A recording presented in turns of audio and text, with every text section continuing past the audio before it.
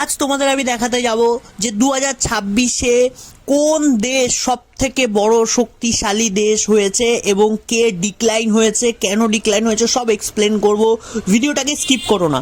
প্রথমত আমরা জানি যে অপারেশন সিন্দুরে পাকিস্তান কি লেভেলের প্রপোগ্যান্ডা করেছিল, যে ভারতের তারা রাফেল ফেলিয়ে দিয়েছে 10টা 5টা 6টা। তারপরে ওরা বলল ভারতের ডিফেন্স যে সেক্টর ইয়েগুলো রয়েছে, বেসগুলো রয়েছে, সেগুলোকে ওরা ধ্বংস করে দিয়েছে। এটা ওদের প্রপোগ্যান্ডা ওয়ারে, যেমন আল জাজিরায় পাকিস্তানের জার্নালিস্ট আর্টিকেল লিখেছিল, তারপরে তোমার বিবিসিতে আর্টিকেল লিখেছিল। কিন্তু দেখো, প্রপোগ্যান্ডা ওয়ারেই পাকিস্তান জিতবে, কিন্তু বড় বড় যারা ডিফেন্স অ্যানালিসিস রয়েছে তারা কিন্তু জানে। এই জন্যই 2026-এ পাকিস্তানের র্যাঙ্ক কত এবং বাংলাদেশের র্যাঙ্ক কত সেটা আমি তোমাদের দেখাতে যাচ্ছি, তো ভিডিওটাকে স্কিপ করো না। তো তোমরা দেখতে পাচ্ছ 2026-এ সামরিক শক্তিতে কে কতটা এগিয়ে রয়েছে আমি দেখাতে যাচ্ছি। এখানে ফার্স্ট অফ অল প্রথমেই থাকবে আমেরিকা। আমরা জানি কেন ভাই, আমেরিকা যাই করুক তাই করুক, আমেরিকার মিলিটারি কিন্তু বিশ্বের সব থেকে শক্তিশালী মিলিটারি। আর সৈন্যবাহিনীর দিক থেকে শুরু করে মিলিটারির ওয়েপেন থেকে দিকে দেখতে গেলে, আর তারপরে তোমার ফাইটার জেট, আরও যে সমস্ত জিনিসগুলো রয়েছে সেগুলোর দিক থেকে দেখতে গেলে কিন্তু আমেরিকা এক নম্বরেই। ভাই আমেরিকা সব থেকে পাওয়ারফুল দেশ, সেটা তোমার মানতেই হবে। আচ্ছা, এর পরের যে জায়গাটা সেটা হচ্ছে রাশিয়া।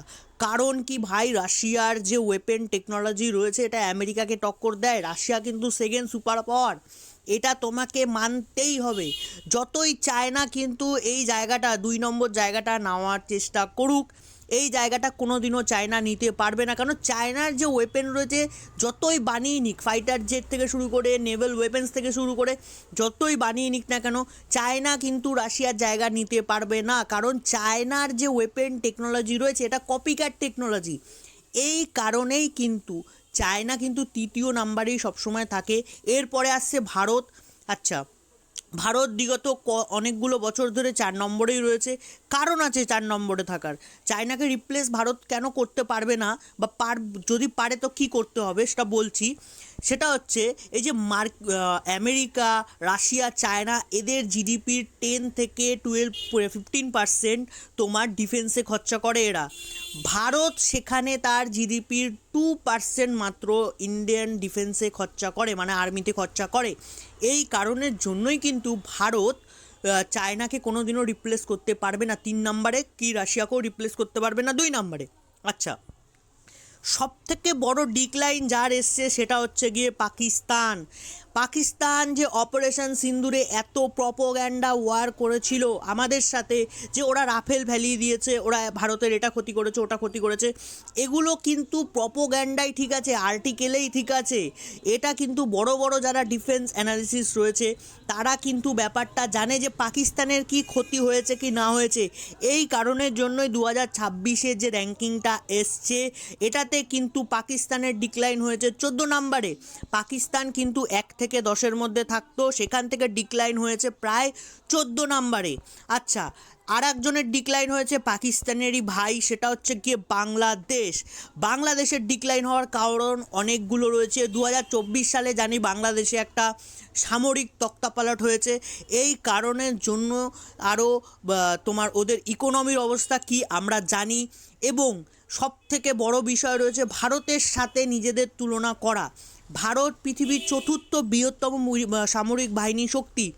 তার সাথে তুমি যদি অ্যান্টি করে নিজেকে নিজে বড় ভাবো, এটা কিন্তু ডিফেন্স অ্যানালিসিস যারা রয়েছে, যারা বড় বড় জায়গায় বসে রয়েছে, তারা কিন্তু ভালো চোখে দেখে না। কারণ তোমার দেশ ছোট, চারিদিকে ভারত দ্বারা ঘেরা, ভারতের ওপর ডিপেন্ড করে তোমাদের সব কিছু চলে। তারপরে তুমি ভারতের সাথে অ্যান্টি করে নিজেদেরকে বড় শক্তি ভাবছো, এটা কিন্তু সম্ভব না। এটা কিন্তু খাতায় কলমে এবং ভিডিওতেই মানায়, কিন্তু বড় বড় ডিফেন্স অ্যানালিসিস যারা রয়েছে, যারা স্ট্র্যাটেজিস্ট রয়েছে, তারা কিন্তু জানে যে বাংলাদেশ কী বা বাংলাদেশ কেন এখানে ডিক্লাইন হয়েছে। আচ্ছা, এখানে সবার লাস্টে যদি দেখাতে হয় সেটা হচ্ছে তোমার, সেটা হচ্ছে গিয়ে তোমার ভুটান। কেন ভুটানকে এখানে রাখা হয়েছে? ভুটানকে এখানে রাখার একটাই কারণ, দেখো ভুটান একটা পিসফুল কান্ট্রি। এই কারণেই কিন্তু ভুটান অনেকগুলো বছর ধরে লাস্টেই থাকে। ভুটানের কোনো সামরিক শক্তি নেই, ঠিক আছে। ভুটানের যে দায়িত্বে রয়েছে সেটা হচ্ছে ইন্ডিয়ান আর্মি কিন্তু ভুটানের সুরক্ষা করে। এই কারণেই কিন্তু ভুটান তার ডিফেন্সে বেশি খরচা করে না, এবং ওয়ার্ল্ড হ্যাপিনেস ইন্ডেক্সে ভুটান কিন্তু 1 থেকে 10-এর মধ্যে থাকে। এই কারণেই ভুটানের সামরিক শক্তি নেই বলেই ভুটানকে সবসময় লাস্টেই রাখা হয়। যাই হোক, তো তো আরও আপডেটের জন্য চ্যানেলটাকে ফলো করে রাখো। ততক্ষণের জন্য জয় হিন্দ, বন্দে মাতরম।